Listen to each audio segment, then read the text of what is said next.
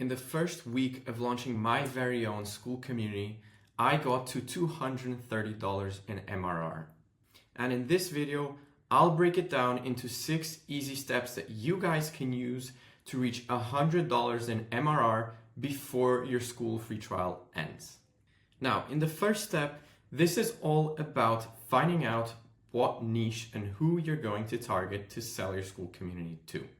Think about what you're passionate about and what you have experience with. At the end of the day, you're not going to want to stick too long to something if you don't enjoy what you're doing. And at the same time, there's no point you trying to help others do something when you have no experience with it and you can't help them get results. Because if you can't, then why would they even bother joining your community? So when the time comes for you to start thinking about what you're going to do, I want you to think about these 5 questions. First, what do you enjoy doing? Second, what are you good at? Third, what do you have experience with? Fourth, are you able to get good results for it? And lastly, do you have any past work that you can leverage? Proof of concept is very important here. So if you have something that you can leverage, better. If you don't, then that's fine. It's not a deal breaker. Now, in my case, I merged 2 things that I knew very well and that I'm very good at. Those 2 things are high level and Skool. So what did I do? I just combined them both, and that's my offer. Once we have that down, we move on to step 2. And in step 2, what we're trying to do here is reduce the amount of time and money that we spend to test out our offer. So in order to do that, what you're going to do is you're going to build an MVP. So forget making a course outline, forget scripting your course, recording it, editing it, and uploading it, because that's just going to take too long and you don't know if people are going to watch it. So why bother even make it? Instead, focus on adding the most bare bones essentials into the community to still make it insanely valuable and at the same time a no-brainer for people to join. Now, the way that you're going to do this is first of all by making it completely free. You want to reduce as much as possible the amount of resistance that people have in joining your community, because at the end of the day, you need as many members in there as possible to then validate your offer and your idea. As I mentioned, you're going to forget making a video course. So what that means is that you're going to forget doing anything that involves you being able to scale in the future. At the start, you're going to have to do the unscalable to then understand what it is you need to do to be able to scale. Now, just because this community has the most basic features and the essentials for it to run and be insanely valuable, it should not by any stretch of the imagination be something that's half-assed and trash. Because at the end of the day, if you do that, I can guarantee you no one is going to join, and those that do join are not going to be satisfied and you're not going to get the feedback that you want and they're just going to leave. So don't do it. Try instead to provide as much value as possible, help as many people as possible, and then that's where we move on to step 3. Now, step 3 takes in place when you've made your MVP community.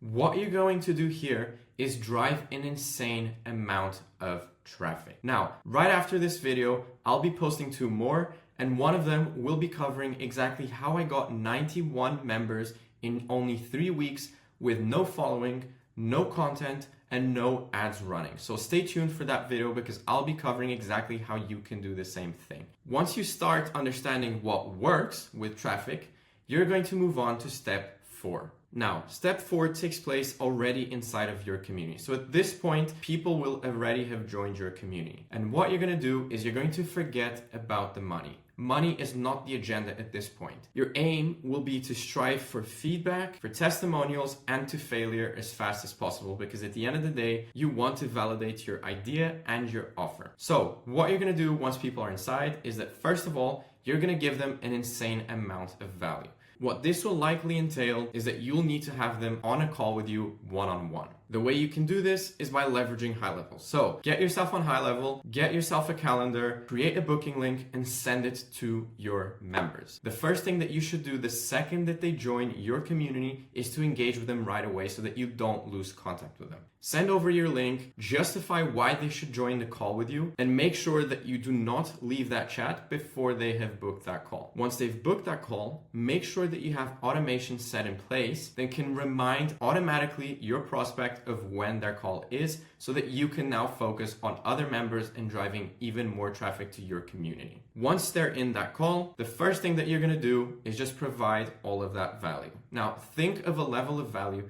that people are normally used to paying for. That's the bare minimum value that you should be providing. Now, what does this do? This builds trust, it earns you respect, and it shows that you're a figure of authority. You know what you're talking about, you're experienced, and you can help them get where they want. Once you finish providing an insane amount of free value, you'll move on to step 5. And step 5 is all about getting the feedback and the testimonials. Now, by this point, you should still be on a call with them.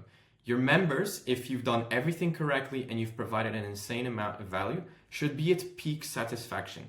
So this is the best opportunity for you to ask for feedback and leverage testimonials. So get them to record or to write a testimonial that you'll be able to leverage. This is exactly what I used to get over 20 testimonials in the very first month of me being operational. On top of that, make sure that you write down your notes, all of the feedback that they provide. If you're recording the session, then you can forget about this. I would recommend using Fathom AI to record every single one of your calls so that you can rewatch them, you can repurpose them, and of course, you can keep track of all of the feedback. Now, once you get the feedback and the testimonials, you're going to leverage the testimonials absolutely everywhere. Inside of your free community, inside of your paid community when you get it, inside of your social media, inside of your nurturing emails, inside of your call reminders, absolutely everywhere that you can think of. Because this is going to build rapport with those clients that are about to hop on a call with you or thinking about booking in a call with you.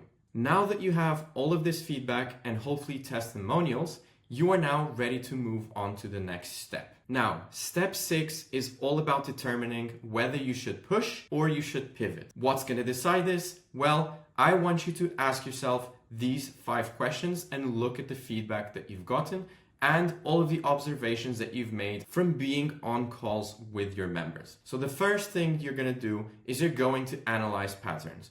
Look at the bigger picture, look at the feedback that people have given you. Have people given you similar feedback? And most importantly, is the feedback positive or is it negative? The second question that you should ask yourself is if people are joining with little resistance. What this likely means is that you'll have a high about page conversion rate. If you have anything higher than 18%, which is the average for Skool, you are on a good track. Third question, are you getting a lot of members?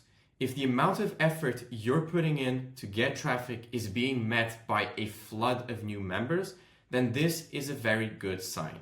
If it's the opposite, then your offer may not be the best. However, I wouldn't put all of the emphasis on this question because at the end of the day, if you don't have a large following or you don't have any content or you don't have any ads, this could be hit or miss. So take this as a grain of salt. Fourth, are you getting booked out? In my case, the very first week, I was getting booked out with 8 to 9 calls back to back every single day. It was getting ridiculous to the point where I couldn't even have lunch or dinner in longer than 10 minutes. So if you're getting booked out, that is a very good sign. And lastly, are people asking for more? If on those calls, people are still asking you for more help, they like everything and they just want more, then that is a very, very, very good sign. Now, if all of these questions were met with positive feedback and results, then you're going to push. If the answers to these questions were mainly negative, then you should considering pivoting. Now, it doesn't mean that you have to completely pivot, but you may want to test out a slightly different idea or a slightly different offer. At which point you are going to go all the way back to step 1 to think about, again, what's your passion and what's your expertise? If you are deciding to push because the feedback was great, you're getting booked out and all of that good stuff, then it's time to create a no-brainer offer.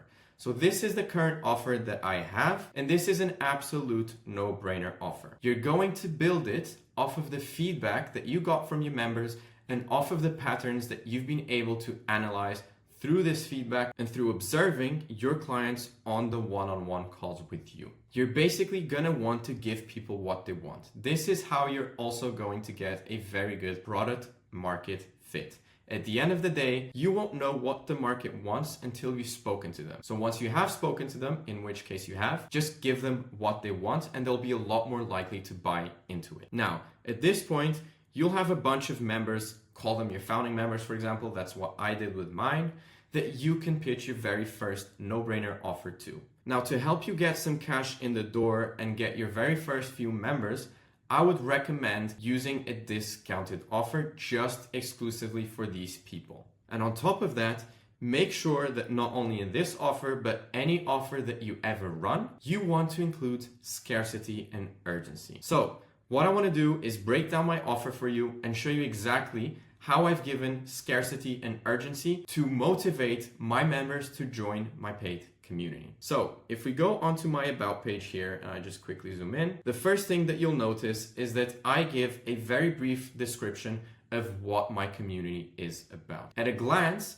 anyone that comes onto my about page will fully understand what I do within one sentence. So try to be concise and sell the dream. You don't want to sell the process here.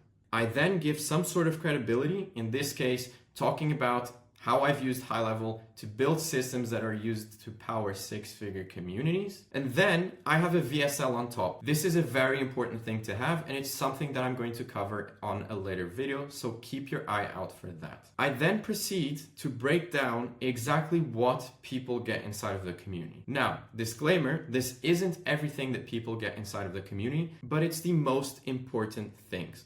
So once you start getting members in and you start seeing what people like the most, you're going to start tweaking your about page copy to include the most important things in here. In my case, these are the ones. And what you're going to do is you're going to attach a dollar value to each one of these. It's completely arbitrary. Some of them you'll be able to accurately determine what the value is. For others, like your time or for a course, you're going to have to estimate some value and just put it on the about page. If you're thinking about making something just a couple hundred, unless that's the actual true value of it, I would suggest making it a couple thousand just to be safe. And what I do is I total the value so that they see exactly what value they're getting for the price that they're paying.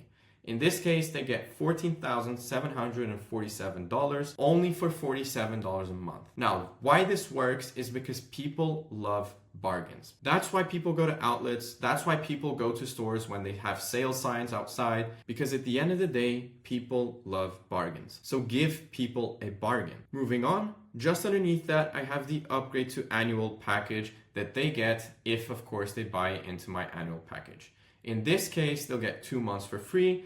They'll get a fully done for you setup. And on top of that, I don't mention it here, but they unlock everything up to level 6. This is a huge incentive for people to just buy into your annual offer instead of your monthly package. So right after this is where I start including some sort of scarcity and urgency by mentioning that the price is going to increase by $10 a month for every 10th member. Now, this is a very good example of urgency. The reason being that if they wait, they don't know when the 10th member is going to arrive and when the price will be increased by $10. So this urgency makes them take action by being fearful of missing out. FOMO. At the end of the day, you want to create as much FOMO as possible so that people take action on that second and they do not delay this process any longer. Right after this, I sell them again on the dream, right before I give them a call to action of joining now for $47 a month to transform their community or to get their dream. And finally, I mention scarcity by saying that there are 8 spots left. Now this goes changing depending on how many members I have.